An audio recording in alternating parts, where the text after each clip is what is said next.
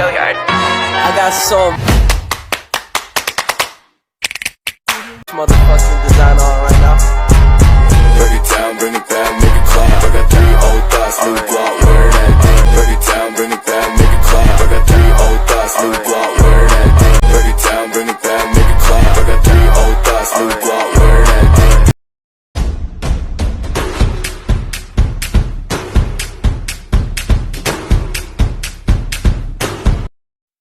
Oke, kelompok kami akan menerangkan kewajiban jangka panjang, yang dimana kami di sini akan menjelaskan tentang definisi kewajiban jangka panjang, karakteristik kewajiban jangka panjang, jenis-jenis kewajiban jangka panjang, dan penyajian kewajiban jangka panjang. Oke, poin yang pertama itu tentang definisi kewajiban jangka panjang, yang dimana kewajiban jangka panjang adalah kewajiban keuangan perusahaan yang jatuh tempo lebih dari 1 tahun ke depan atau di luar periode operasi normal. Kewajiban jangka panjang atau hutang jangka panjang memiliki definisi sebagai suatu pengorbanan ekonomi dengan kemungkinan yang sangat besar terjadi di masa depan akibat dari kewajiban masa kini yang belum pengampunan pada suatu periode akuntansi tergantung jangka waktu yang lebih lama. Kewajiban jangka panjang dapat berupa yang pertama itu memiliki batas waktu jatuh tempo pembayaran hutang yang sudah pasti atau tetap. Yang kedua, kemungkinan nilai saham perusahaan akan turun akibat tingkat tinggi atau rendahnya jumlah pinjaman. Poin yang kedua, karakteristik kewajiban jangka panjang, yaitu jatuh tempo kewajiban jangka panjang lebih dari 1 tahun. Pelunasannya juga dilakukan dalam waktu lebih dari 1 periode akuntansi. Nah, sumber hutang jangka panjang dapat diperoleh dari sumber ekonomi lain yang bukan dari aktiva lancar dan memiliki batas waktu jatuh tempo pembayaran hutang yang sudah pasti atau tetap. Nah, kemungkinan nilai saham perusahaan akan turun akibat tingkat tinggi atau rendahnya jumlah pinjaman.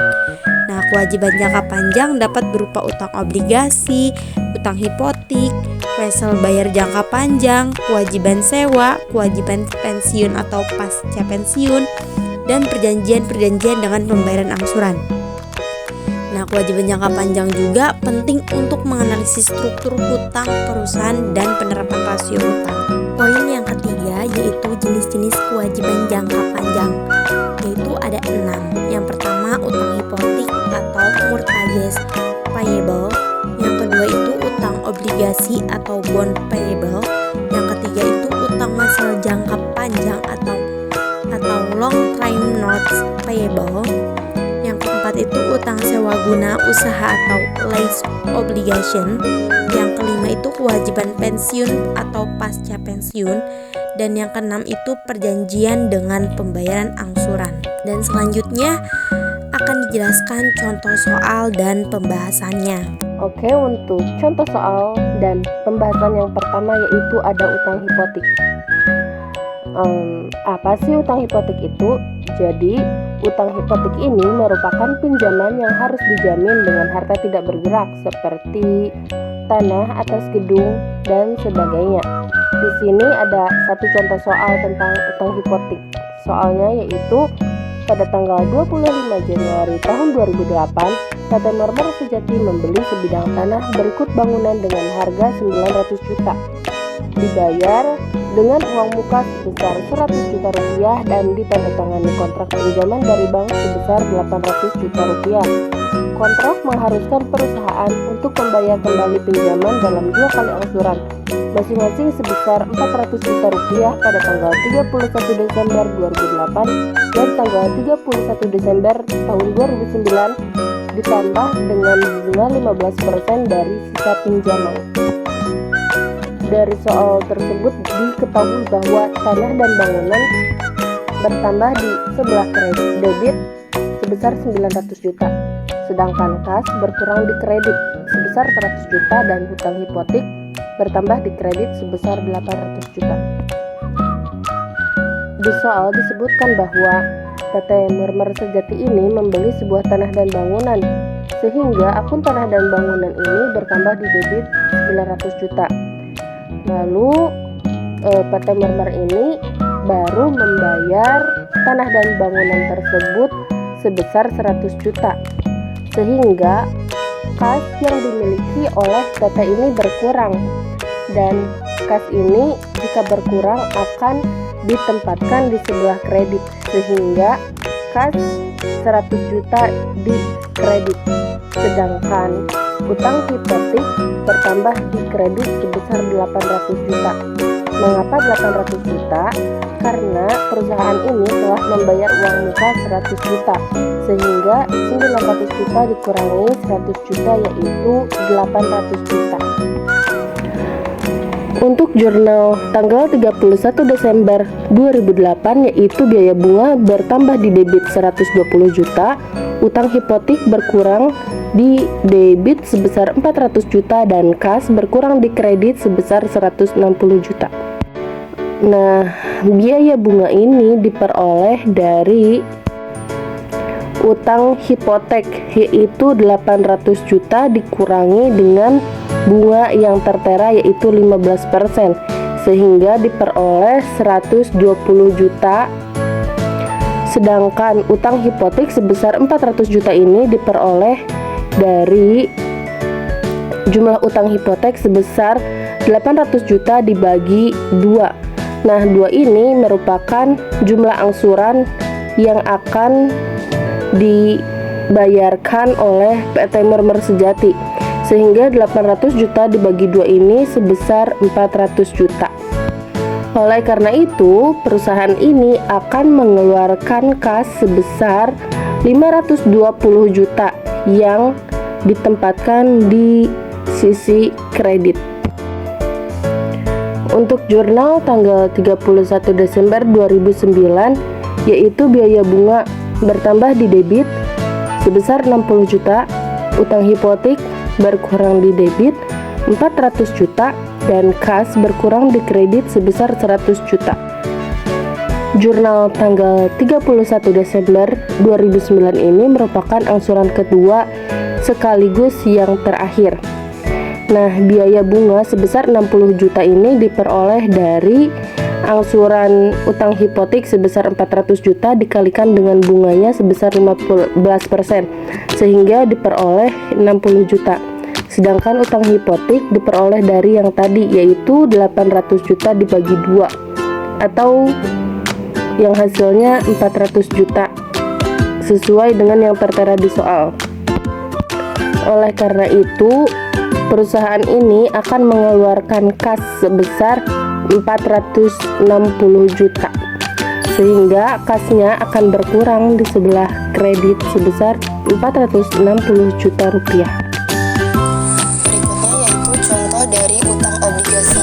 Suatu obligasi memiliki nilai nominal senilai Rp10.000 yang jatuh tempo dalam 10 tahun dan mempunyai harga pasar senilai Rp8.000 dan menawarkan kupon rate senilai 6% per tahunnya. Berapakah nilai obligasi tersebut berdasarkan kondisi tingkat bunga yang berlaku 8%? Kita mencari nilai nominalnya yaitu dari Rp10.000 dikalikan dengan Rp8.000 didapatkan Rp80 juta. Kemudian nilai dari pembayaran obligasi dihitung dari 8% dikalikan dengan Rp80 juta didapatkan Rp6.400.000. Penyelesaiannya yaitu menggunakan rumus VB atau nilai obligasi sama dengan I pembayaran obligasi dikalikan dengan present value ditambah dengan nilai nominal dikalikan dengan present value. Pembayaran obligasi yang tadi kita hitung didapatkan yaitu 6.400.000 dikalikan dengan suku bunga 8% dan dikalikan dengan tahun 10 tahun ditambahkan dengan nilai nominal 80 juta, suku bunga 8% dan dikalikan tahun 10 didapatkan 6.400.000.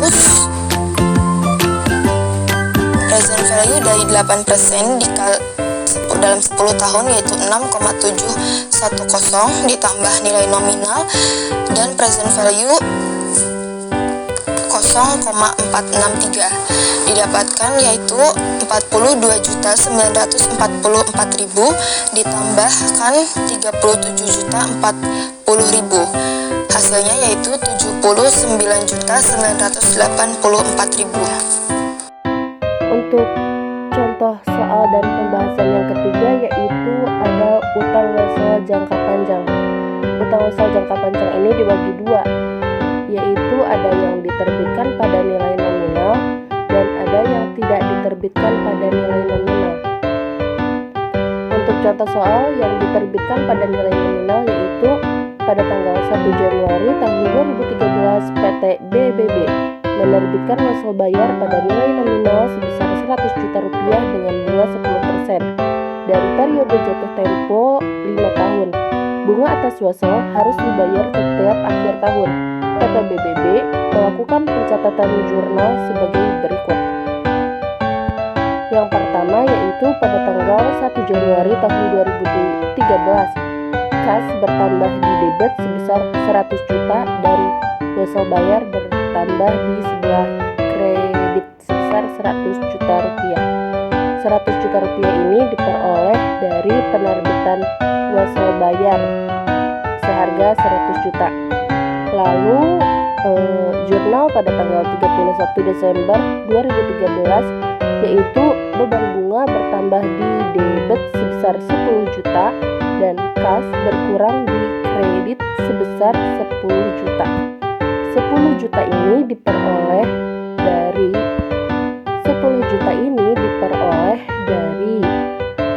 penerbitan wesel bayar senilai 100 juta dikalikan dengan bunganya sebesar 10%, sehingga hasilnya yaitu 100 juta. Kemudian contoh soal dan pembahasan untuk utang wesel jangka panjang yang tidak diterbitkan pada nilai nominal yaitu tanggal 1 Januari tahun 2013 PT CCC menerbitkan wesel tanpa bunga senilai 500 juta dengan periode jatuh tempo 5 tahun seharga Rp296.725.664. Suku bunga implisit wesel tersebut adalah 11%. Siapkan jurnal yang perlu dicatat PT CCC pada tanggal 1 Januari 2013, 31 Desember 2013, dan 31 Desember 2014. Maka dapat dihasilkan pada tanggal 1 Januari 2013 nilai tercatatnya yaitu Rp296.725.664. Kemudian pada tanggal 31 Desember 2013 terdapat beban bunga sebesar Rp639.823 yang diperoleh dari nilai tercatat wesel yaitu Rp296.725.664 dikalikan suku bunga implisit wesel tersebut yaitu 11%. Lalu beban tersebut dimasukkan ke dalam diskon diamortisasi dan nilai tercatat wesel pada tanggal 31 Desember tahun 2013 ini senilai Rp319.465.487 yang diperoleh dari nilai tercatat wesel tanggal 1 Januari yaitu Rp296.725.664 ditambahkan dengan beban bunganya yaitu Rp39.639.823 dan pada tanggal 31 Desember tahun 2014 terdapat beban bunga sebesar Rp36.230.204 yang diperoleh dari nilai tercatat wesel pada tanggal 31 Desember 2013 dikalikan dengan 11% sehingga dimasukkan ke dalam diskon diamortisasi dan nilai tercatat wesel pada tanggal 31 Desember 2014 sebesar Rp365.595.691 yang dihasilkan dari nilai tercatat wesel bulan Desember tahun 2013 ditambahkan dengan beban bunga tanggal 31 Desember 2014 Sehingga untuk jurnal tanggal 1 Januari 2013 yaitu kas di debit 296.725.664 dan kuasa bayar di kredit senilai 296.725.664. Tanggal 31 Desember 2013 beban bunga bertambah di debit senilai 32.639.823 dan kuasa bayar di kredit sebesar 32.639.823. Dan untuk jurnal tanggal 31 Desember 2014 beban bunga wasal bertambah di debit sebesar 36.230.204 dan wasal bayar bertambah di kredit sebesar 36.230.204 rupiah. Selanjutnya, di sini saya akan memaparkan mengenai contoh dari utang sewa guna usaha beserta bagaimana penyajian dari kewajiban jangka panjang. Contoh dari utang sewa guna usaha. PT Samudra menyewa peralatan pabrik dari PT Sakura untuk masa sewa 5 tahun dengan syarat sebagai berikut. Pertama, sewa dibayar di muka setiap tanggal 2 Januari. Untuk tahun pertama jatuh pada tanggal 2 Januari 2001. Kemudian yang kedua, jumlah sewa tahun pertama dan kedua itu masing-masing sebesar 30 juta. Sementara untuk tahun ketiga, keempat dan kelima masing-masing senilai 20 juta. Di sini diminta untuk membuat jurnal dari transaksi tersebut. Penyelesaiannya yaitu jumlah sewa untuk masa sewa 5 tahun itu di tahun pertama dan kedua itu senilai 30 juta dan di tahun ketiga, keempat dan kelima itu senilai 20 juta. Dengan menggunakan metode garis lurus, jumlah sewa setiap tahunnya itu senilai 120 juta dibagi 5 didapatkan 24 juta. Sehingga jurnal untuk transaksinya di tahun pertama yaitu di tanggal 2 Januari 2001 didebit beban sewa senilai 24 juta, didebit sewa dibayar di muka senilai 6 juta dan kas di kredit senilai 30 juta. Di tahun kedua pada tahun 2002 didebit beban sewa senilai 24 juta, didebit sewa dibayar di muka senilai 6 juta dan dikredit kas senilai 30 juta. Kemudian di tahun ketiga, di tahun 2003, didebit beban sewa senilai 24 juta, dikredit sewa dibayar di muka 4 juta dan kas senilai 20 juta. Begitu pula di tahun keempat dan kelima, jurnalnya sama seperti di tahun ketiga.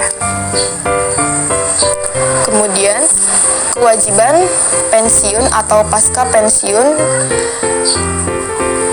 terdapat dua dasar sehubungan dengan kewajiban pasca pensiun, yaitu kontribusi pasti dan manfaat pasti. Dalam kontribusi pasti, karyawan menyetorkan sejumlah uang yang tetap kepada dana pensiun. Kewajiban perusahaan akan berakhir sejak kontribusi itu dilakukan. Kemudian, perjanjian dengan pembayaran angsuran. Dalam operasional perusahaan, rekening hutang jangka panjang itu tidak pernah dikenai oleh transaksi pengeluaran kas. Selanjutnya yaitu penyajian dari kewajiban jangka panjang.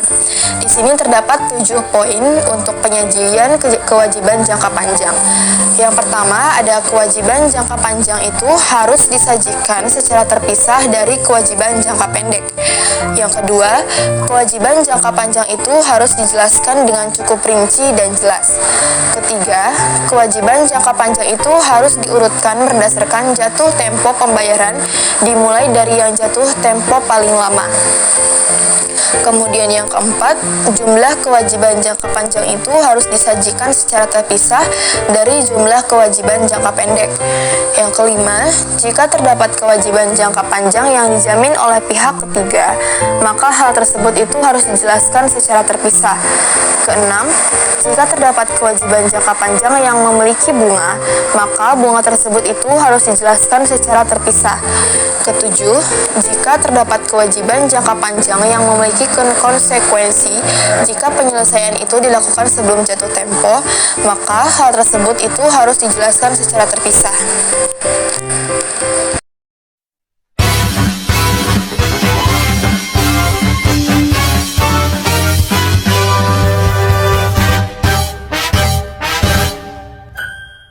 Bring it back, make it clap. I got 3 old thoughts, new